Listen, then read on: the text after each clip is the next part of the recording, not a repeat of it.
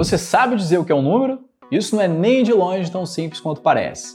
Hoje, nós vamos falar sobre o ingrediente mais fundamental da matemática, os números e a nossa surpreendente ignorância sobre eles. Olá, meu nome é Daniel Nunes, você está no Tem Ciência e se engana quem pensa que os números são uma coisa banal. Por exemplo, a gente só chegou numa definição satisfatória de número real não faz nem 200 anos. Só que a humanidade começou a usar números há milhares de anos. Números são uma das primeiras conquistas dos seres humanos em matéria de comunicação. A utilidade é bem óbvia. Números surgiram por causa da necessidade de contar as coisas. Isso deu origem aos números naturais, 1, 2, 3, 4, etc. Nesse sentido, o número é uma abstração da ideia de quantidade. Esse grupo de coelhos compartilha com o grupo de cenouras a propriedade de que ambos têm a mesma quantidade de elementos. E o número 3 representa essa característica que eles têm em comum. Então a necessidade de contar estava bem atendida com os números naturais. Só que a humanidade também tem outras necessidades. Uma delas é medir coisas.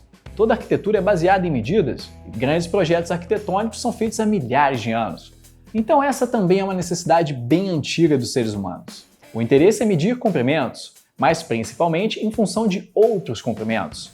Então, na verdade, o que a gente quer é poder determinar proporções, razões entre medidas. E essa necessidade é atendida pelos números racionais, que são as frações de números inteiros. Hoje em dia, números inteiros incluem o zero e os números negativos, mas na antiguidade não havia esse conceito de número negativo. Então, o que eu quis dizer com números racionais fica limitado aos racionais positivos. Outra coisa que gostamos de fazer com os números são operações aritméticas básicas. Os números naturais podem ser somados e multiplicados, mas você não pode subtrair números naturais livremente. Para isso, você precisa dos números negativos e do zero, que junto dos naturais formam o conjunto dos números inteiros. E agora a gente tem não só um conjunto de números, mas também uma estrutura algébrica funcionando dentro desse conjunto. Porque você pode somar, subtrair e multiplicar os inteiros e o resultado ainda é um número inteiro. A gente diz então que os inteiros formam uma estrutura algébrica chamada de anel. Mas ainda não dá para dividir livremente os números inteiros. Para isso a gente precisa do conjunto dos números racionais. E como agora podemos também dividir, além de somar, subtrair e multiplicar, a estrutura algébrica é mais rica e chamamos ela de corpo, o corpo dos números racionais. Números racionais são suficientes para questões práticas. Qualquer medida tem uma imprecisão, então os números racionais podem fornecer boas estimativas de qualquer medida. Se apenas o uso prático estivesse em jogo, os números poderiam perfeitamente parar por aí, assim como esse vídeo. Só que um número é uma abstração. No nível das abstrações, os números racionais não são totalmente satisfatórios. Eles, por exemplo, não servem para expressar de maneira exata a diagonal de um quadrado. Imagina um quadrado de lado 1. A sua diagonal vale então raiz de 2, é o teorema de Pitágoras. Só que raiz de 2 não é um número racional, isso todo mundo sabe. Mas você sabe provar que ele não é racional? Essa é uma das primeiras coisas que o estudante de matemática aprende a fazer na faculdade. A ideia é a seguinte: imagina que estivessem enganando a gente esse tempo todo e raiz de 2 fosse sim racional. Então ela seria igual a P sobre Q, com P e Q números inteiros. A gente pode imaginar que essa fração já foi simplificada ao máximo, então P e Q não tem fatores em comum. Se a gente levar a relação ao quadrado, a conclusão é que P ao quadrado é igual a 2 vezes Q ao quadrado, ou seja, P ao quadrado é um número divisível por 2, ele é par. Só que daí o P também é par. Então a gente pode escrever que o P é 2 vezes um certo R. Vamos escrever isso de novo. Raiz de 2 é igual a P sobre Q, que é 2R sobre Q. Dá para simplificar aqui o raiz de 2 com 2, e trocando Q e R de lado, a gente tem que Q sobre R dá a raiz de 2. O mesmo raciocínio que fizemos com P mostra que o Q também é par. Mas aí tanto P quanto Q são pares, contrariando a hipótese de que eles não tinham um fator em comum. E essa contradição é consequência de termos assumido que a raiz de 2 era um número racional.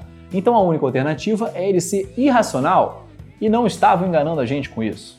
Portanto, do ponto de vista teórico, a gente precisa expandir os números racionais. Nessa hora você deve estar pensando neles, os números reais. Só que a passagem dos racionais para os reais é um imenso salto teórico. Na verdade, os números reais só foram definidos de forma satisfatória na segunda metade do século XIX. Isso porque eles possuem uma estrutura mais rica que a dos números racionais. Isso vai além de questões apenas algébricas. Os números reais são muito mais profundos. Eles são consequência da necessidade de expressar medidas de quantidades de maneira contínua, como uma reta sem buracos.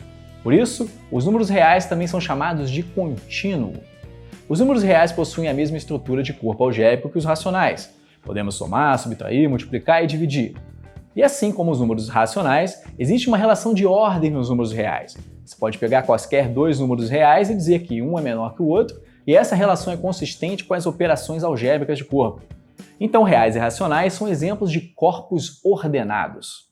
Mas o grande diferencial em relação aos números racionais é que os reais são um corpo ordenado completo. Na verdade, eles são o único corpo ordenado completo que existe. Qualquer outra extensão de números só é possível se abrirmos mão de uma dessas possibilidades. Por exemplo, os complexos são também um corpo completo, que contém os reais, mas não é possível definir uma relação de ordem que preserve as operações algébricas nos complexos. Eles não formam um corpo ordenado. Ser completo é aquilo que torna operações de limite possíveis. E isso dá sustentação ao cálculo, uma das maiores descobertas da história da matemática. Somente com uma definição rigorosa de números reais foi possível dar uma definição precisa de limites e colocar o cálculo em bases sólidas. Intuitivamente, uma sequência de números tem um limite se ela vai se concentrando ao redor de algum ponto na reta conforme vamos avançando na sequência. Os reais serem completos significa que esse ponto de concentração corresponde sempre a um número real. A reta real não tem buracos, diferente do que acontece com os números racionais, que não são suficientes para preencher a reta de forma completa. Os números reais podem ser construídos a partir dos números racionais usando uma ideia chamada de cortes de Dedekind. O importante para a gente aqui é que os números racionais são construídos a partir dos inteiros e esses a partir dos naturais. Então, na verdade, todas essas propriedades complicadas dos números reais são teoremas, são meras consequências lógicas dos números naturais, aquela noção primitiva que usamos inocentemente para contar há milhares de anos. Apesar disso, ainda tem muito mistério por trás dos números reais. Num certo sentido, a gente não sabe quase nada sobre eles. O primeiro exemplo de número real que não é racional é o raiz de 2, que a gente já falou aqui. Ele foi encontrado pelos gregos que não tinham a álgebra para ajudar. Um número para um grego era algo geométrico, são chamados números construtíveis. O número é construtível se você pode desenhar um segmento de reta medindo esse número usando apenas régua, não graduada, e compasso. Os números construtíveis formam um corpo, porque a soma, subtração, produto e divisão de números construtíveis é também construtível com régua e compasso. A única outra operação que dá para fazer é tomar raízes quadradas. Então os números construtíveis são uma extensão dos racionais incorporando raízes quadradas. A gente pode dizer que essa era a parcela dos números reais que os gregos enxergavam. Só que tem números que não são construtíveis. Um exemplo é a raiz cúbica de 2, que é uma solução da equação x² menos 2 igual a 0. Toda vez que um número é raiz de algum polinômio com coeficientes racionais, a gente diz que esse número é algébrico. Os números algébricos incluem os números construtíveis. O processo de somar, subtrair, multiplicar, dividir e tomar raízes quadradas pode ser modelado por um polinômio com coeficientes racionais. Sim, a matemática é poderosa. Mas esse não é o fim da história. Existem números que não são algébricos, são os números chamados de transcendentes. Nenhum polinômio racional dá zero nos números transcendentes. Não temos uma lista tão grande assim de números transcendentes, mas alguns exemplos famosos são π e e, o número de Euler. Volta e meia sai notícia de que foram computados não sei quantos milhões de dígitos do π. Apesar de ser um número transcendente, podemos conhecer a expansão decimal do π com uma precisão tão grande quanto desejarmos. Basta deixar um programa de computador rodando por tempo suficiente. Aqui entra o conceito de número computável, que são aqueles que podem ser computados com qualquer grau de precisão por um algoritmo finito e que termina. Esse conceito foi introduzido por Émile Borel no início do século XX, numa época em que os computadores eram pessoas fazendo contas manualmente, mas é um conceito que se aplica também à computação moderna. Todo número algébrico é computável, e diversos números transcendentes também são computáveis. Através de séries infinitas, podemos calcular π ou e com qualquer precisão que a gente queira, então eles são números computáveis. De certa maneira, um número não computável é um número que a gente não pode conhecer realmente. A gente não tem informação suficiente sobre seus dígitos, não conseguimos dizer com precisão onde ele fica na reta. Eles são como se fossem números obscuros, números que não podem ser conhecidos. É a matéria escura da matemática. Se fosse possível descrever uma regra para formar um número desses, essa regra poderia ser convertida num algoritmo de cálculo, e o número seria então computável. Então são números que ficam muito distantes da nossa compreensão. Você poderia se perguntar, será que existem números não computáveis? O grande Alan Turing provou que não apenas eles existem, mas que eles são a maioria esmagadora dos números reais. A ideia do Turing depende da noção de que existem vários tipos de infinitos. Na descrição eu deixei um link falando sobre essas ideias, então dá uma olhada lá depois. Bom, a ideia do Turing é que um número computável é obtido por um algoritmo finito. Existe uma quantidade enumerável de algoritmos assim, e portanto, existe uma quantidade enumerável de números computáveis. Só que os números reais não são enumeráveis, eles formam um infinito de uma classe superior. E daí, meus amigos, os números não computáveis também são de um infinito superior. Essencialmente, eles formam a maioria dos números reais.